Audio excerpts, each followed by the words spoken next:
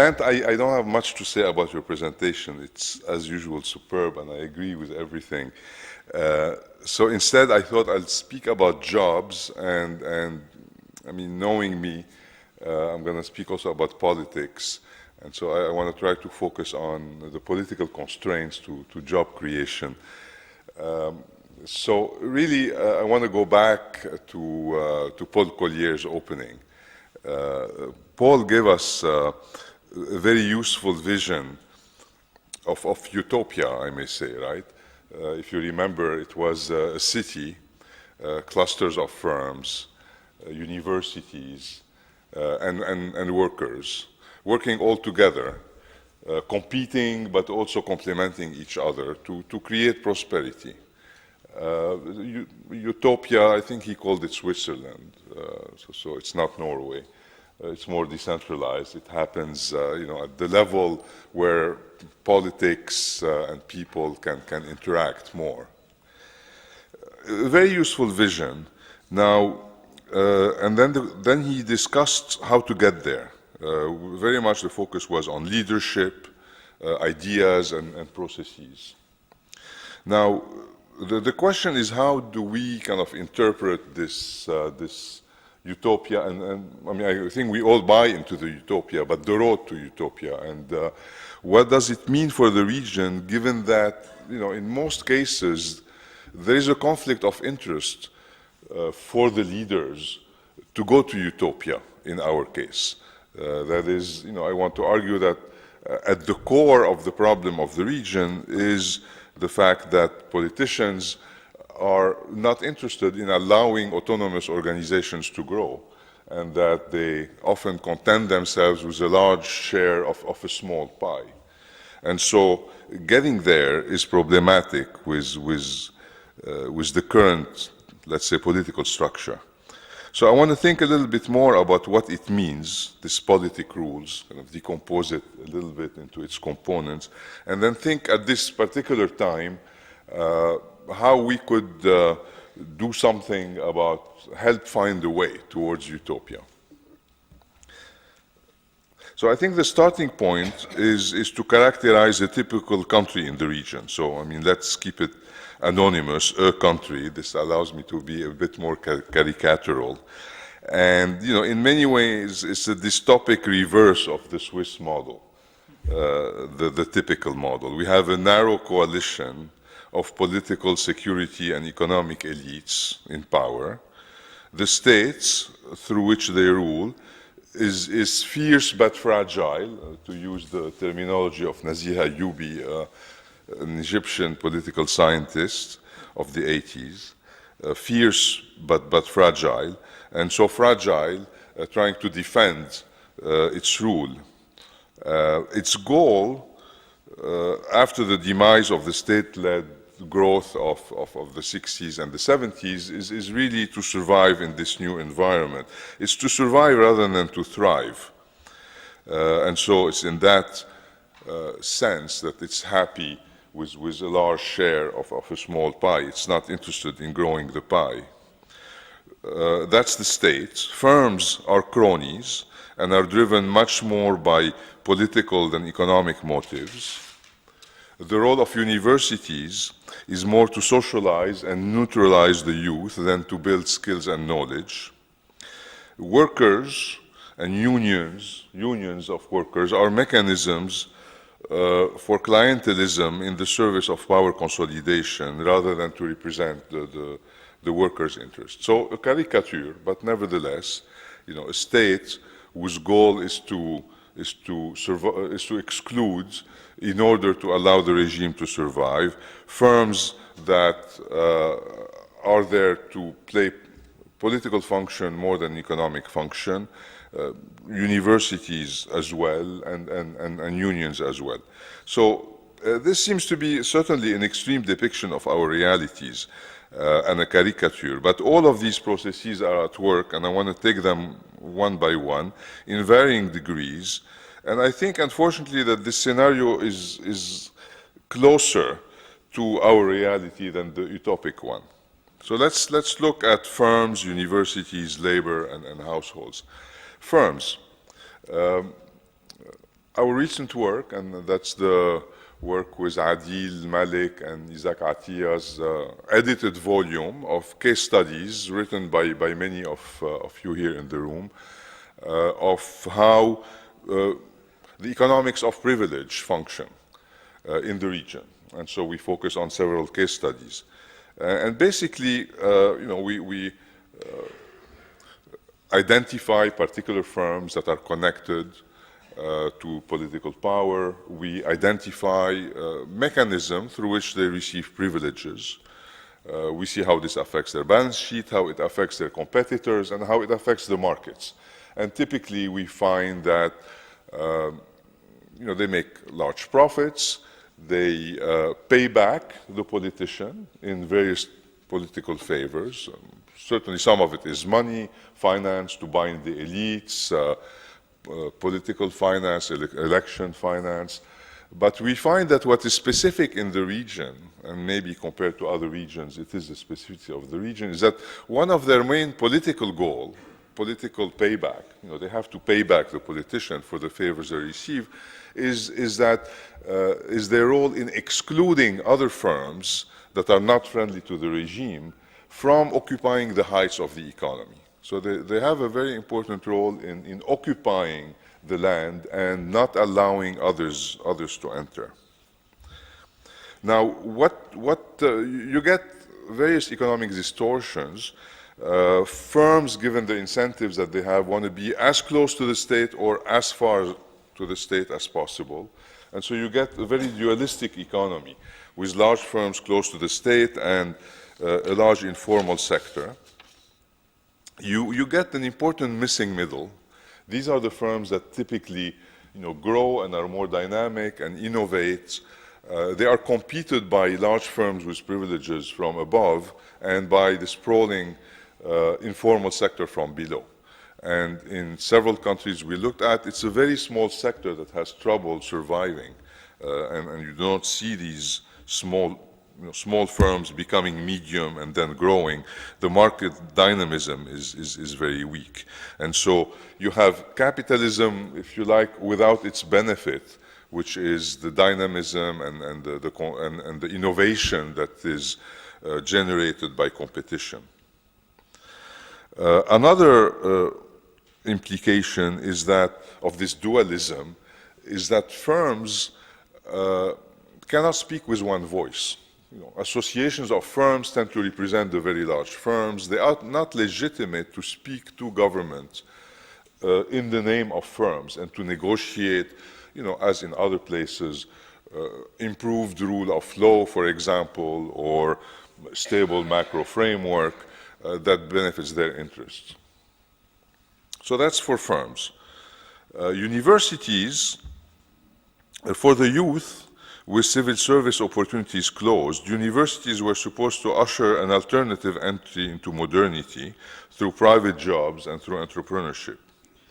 Now, all the research has focused on credentialism, the problem that these universities are preparing for public sector jobs, and the negative impact on skills and on employment.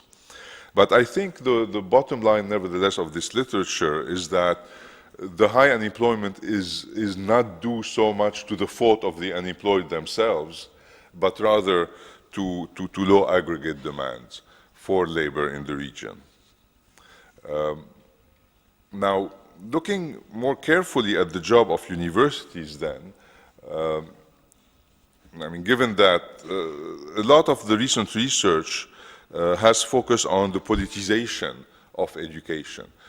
I've done some of this work, a few other people. I've done some work with Javad that was published recently in an ESQUA report on basically the way universities have been politicized and the type of social and political values, a topic that Barbara talked about in the first day, that they produced. And in particular, if you look at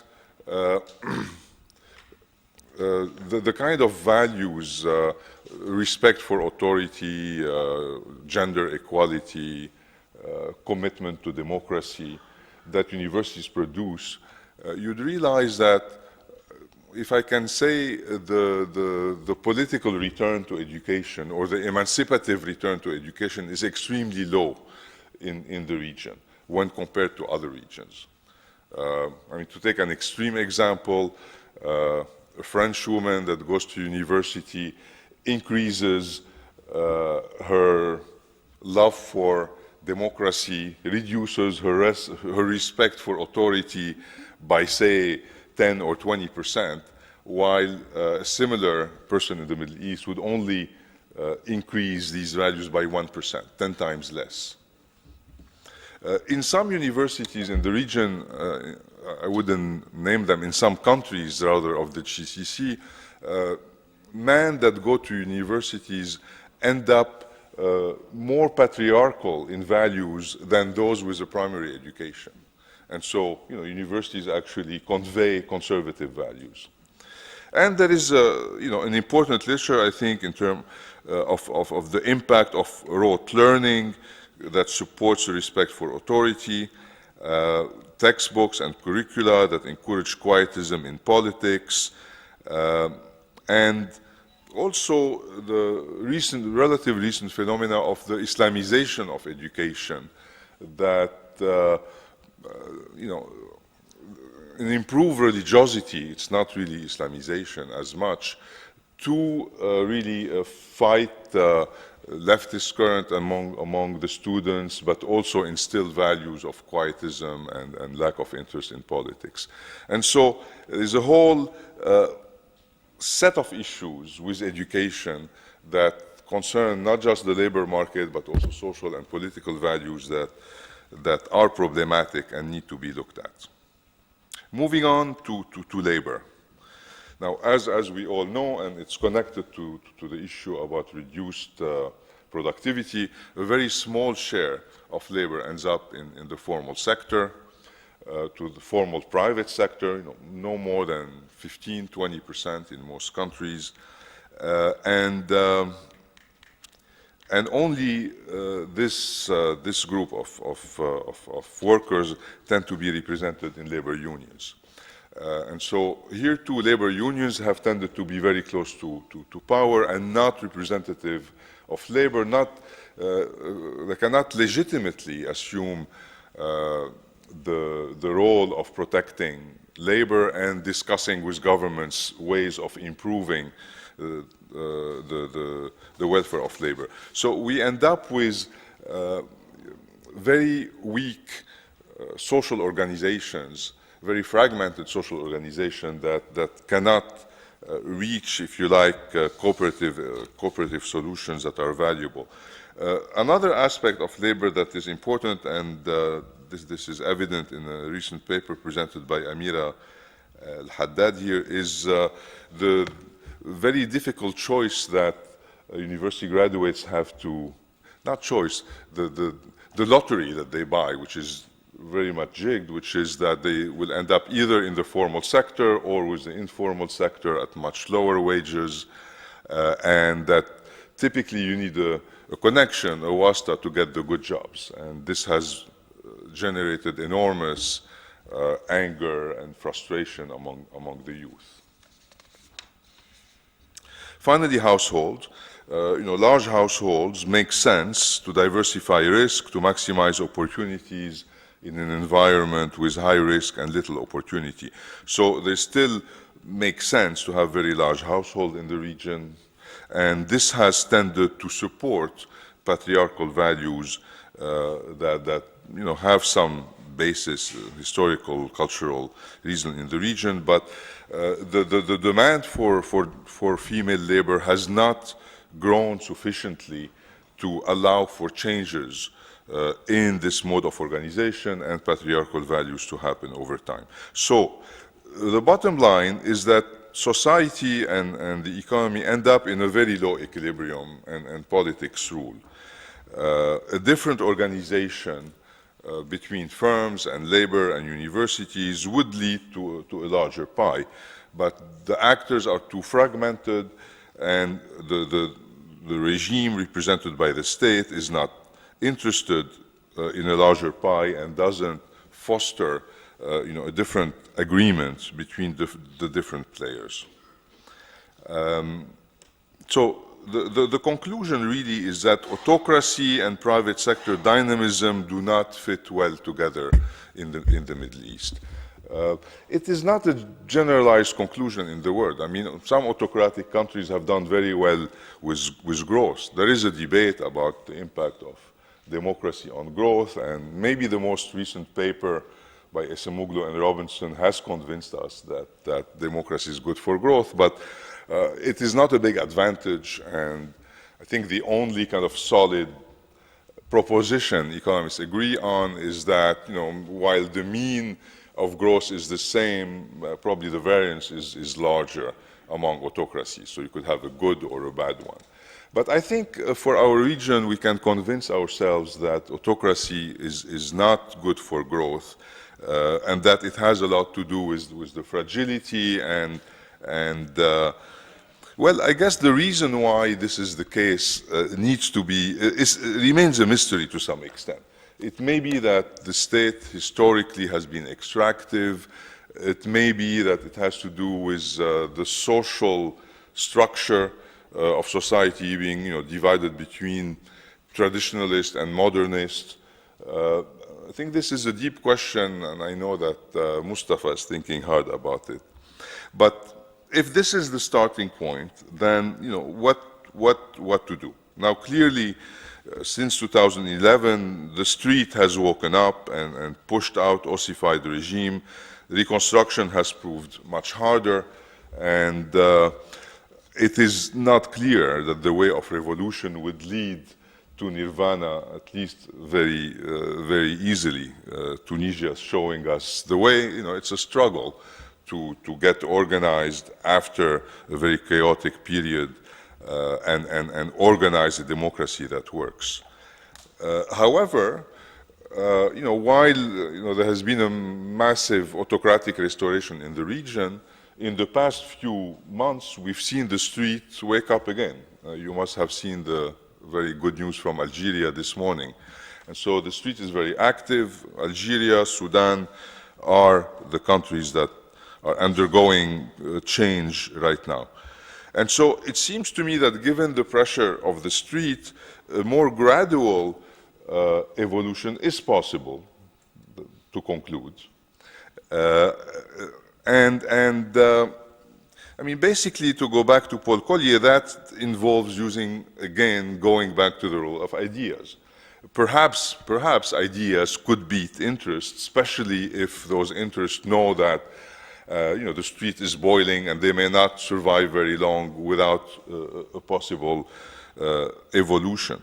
And so the role of ideas here, it has to do with ideas about politics, about rules, and the type of issues that are involved are things that relate to the states and budget, transparency, checks and balances, sustainability rule, decentralization, rules relating to firms, how to enforce competition, access to finance, formalization, rules related to education and labor market institutions.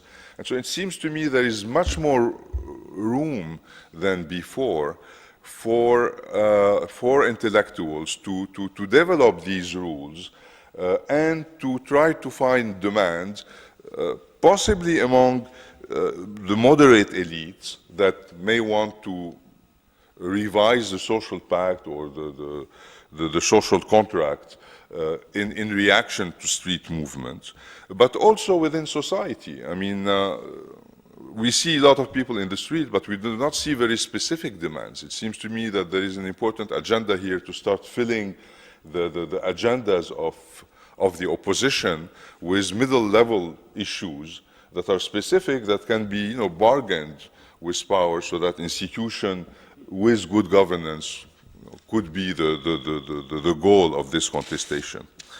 So, I like to believe that ERF can play a role there, whether it's research or advocacy, pushing for good governance by speaking truth to power, by monitoring IFIs, by setting up standards, by playing a role also in educating society to what these governance standards can be.